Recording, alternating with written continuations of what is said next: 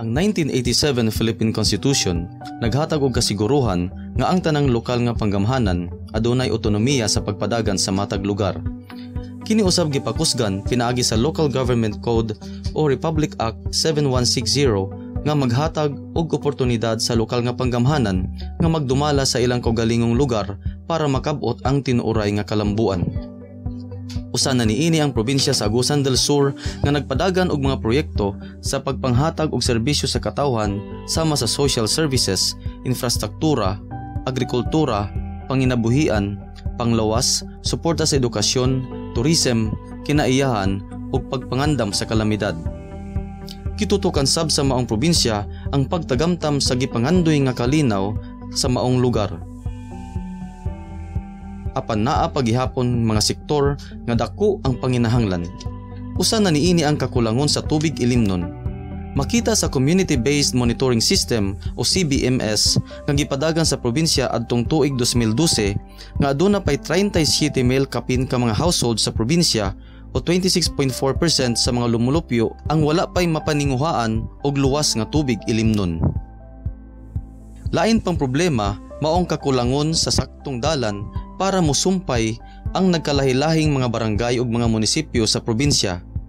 Ang kakulangon sa maong kadalanan nagpasamot sa kahimtang sa kakabos sa katawhan kay dili sila maabtan sa mga serbisyo sa gobyerno.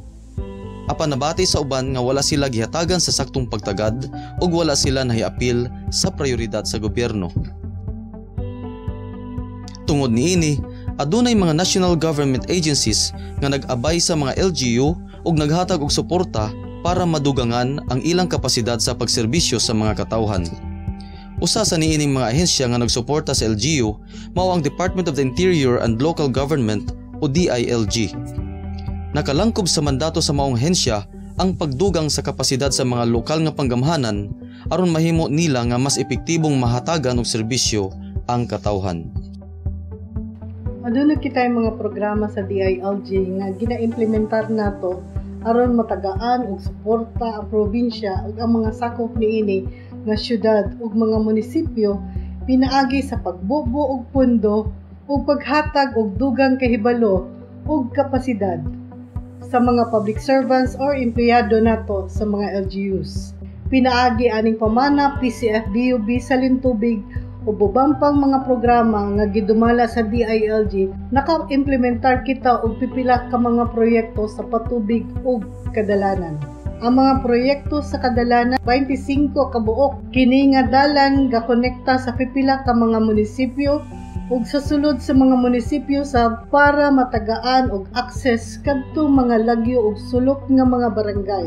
Nagkatadad na kini sa kapin nasa tunga sa 1 ka bilyon o 556 million pesos. Murag sukat-sukat sa akong kinabuhi wag ito naglahom nga maingon ani makongkreto na ang akong dalan dire sa barangay Di Masalang.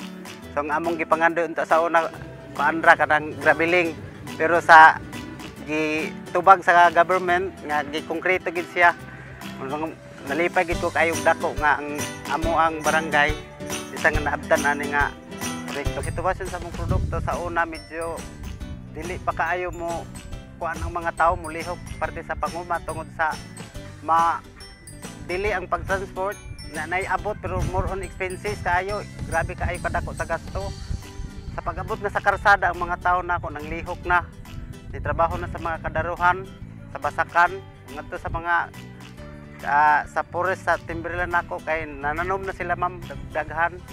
Unya masayo na pud pa kaayo ang pagtransport sa among abot sa among pagkakaron almost kasagaran mga balay na ana siya mga motor tungod sa pagpaningkamot sa uma nako kayo abot sa kamaisan mo nang pagtransport pod minimum na ang amo ang expenses tungod kay ang mga produkto mga buyers diri mga musulod naman diri sa among barangay so mas nakaleser gid mi sa expenses mo nang ang mga tao naningkamot ug nakakuan pod ko nga mismo pod sa ako ang kaugalingon na nagani ko four wheels pod gamay nga niko ang tungod sa karsada naaghat gid ang ako ang kaugalingon nga mukuha ko ana kay tungod sa karsada na ana mang gyud.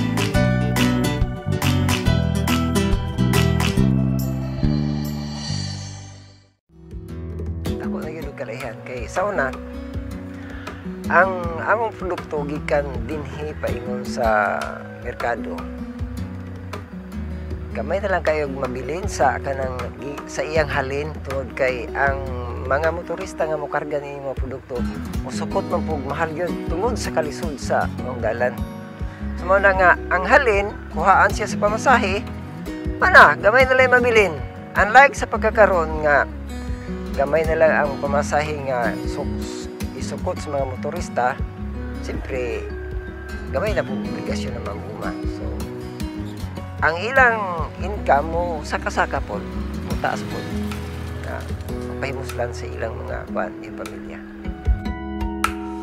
Ug sabay sa paghimo ug sa pag-improve sa kadalanan sa ginatawag natong connectivity, nagsulod na ang ubang mga programa o mga serbisyo sa gobyerno sama sa patubig. Sa patubig, aduna nakitay natukod og nahimo nga 123 kabuok kang proyekto sa patubig sa tibuok probinsya. Nagakantidad na sa 138 million pesos ang kining mga proyekto. Lagi kabubuhan kay sayon rami mag-apply kay namin naana sa among lababo. So dako gyud ang pasalamat nga naanay sa project nga na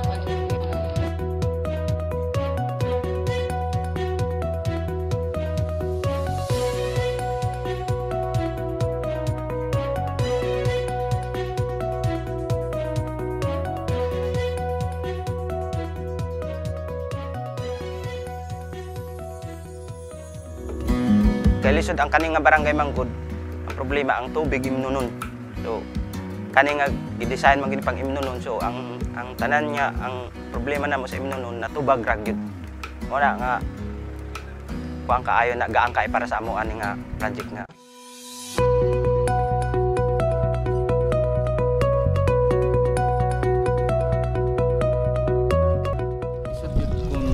Kung wala pa ni nga tubig kay layo mi kakuhaan sa tubig sa mainom, dili ko masinti ang tubig nga among ginakuha sa wala pa ni ka kalibang sa dugo. Okay. Oo, mara sige siya maglibang-libang, sakit ang tiyan. Daghan na tabo na. Daghan na diri ma. Gina-check up lang sa doktor. Sa tubig ko no ang diferensya. Salamat mi nga ani nga tubig. Safety na tubig ako gid mismo ang naga-regular sa mong tubig. Wa kong paminawan ang mga nagkuha sa tubig. Wala na sila gibati silang tiyan. Sa pagkakakon na ana ni siya. Dako ang pasalamat.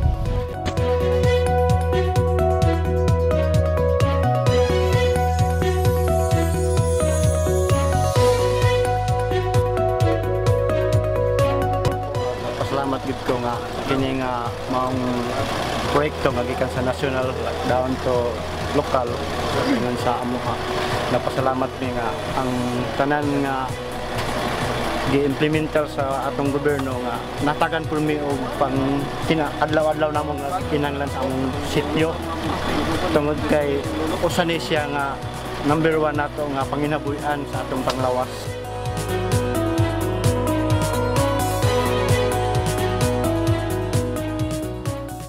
Sa laing bahin, diha sa pagpatunhay sa seguridad sa katawan ug kabtangan, gipunduhan po sa DILG ang mga proyekto sa lokal nga panggamanan alang sa disaster risk reduction ug climate change adaptation or DRRCCA. Aduna nakitay napulo ka mga proyekto sama sa flood protection, rescue equipment ug evacuation center nga nagkantidad na og 23 million pesos. Kining mga programaha o pagbubong ug mga pundo para sa mga proyekto sa kadalanan, patubig ug DRRCCA dili lang taman sa 2015. Karong 2016 aduna pa kitay nakalaray nga mga proyekto nga ipa-implementar pod. Aduna kitay himuon nga dugang 17 ka mga kalsada nga nagkantidad og 106 million pesos. Ug aduna pa kitay pagahimuon nga 43 ka mga patubig nga nagkantidad pod og 60 million pesos. Ug 16 ka mga proyekto para luwas ang atong lumulupyo sa kalamidad, kani nagakantidad og 42 million pesos. Kini nga tanan nagpamatuod nga ang DILG nagagiya og nagasuporta sa tanang maayohong mga programa sa atong lokal nga panggamhanan para madugangan ang ilang kapasidad sa paghatag sa sakto ug epektibong serbisyo sa tanang mga taga Agusan del Sur. Kani ang suporta nga gihatag sa devolution o pagpasa sa gahom gikan sa nasyonal na gobyerno paingon sa mga lokal nga panggamhanan nga gilatid sa atong konstitusyon ug sa local government code. Pinaagi sa paghago ug paglihok sa atong mga lideres ug mga opisyales ug pagtambayayong sa mga nasyonal nga ahensya, inubanan sa aktibong partisipasyon sa katawhan, matagamtaman na ang ginadamgo nga kalambuan sa probinsya. Usad Agusan del Sur, tungo sa daang matuwid.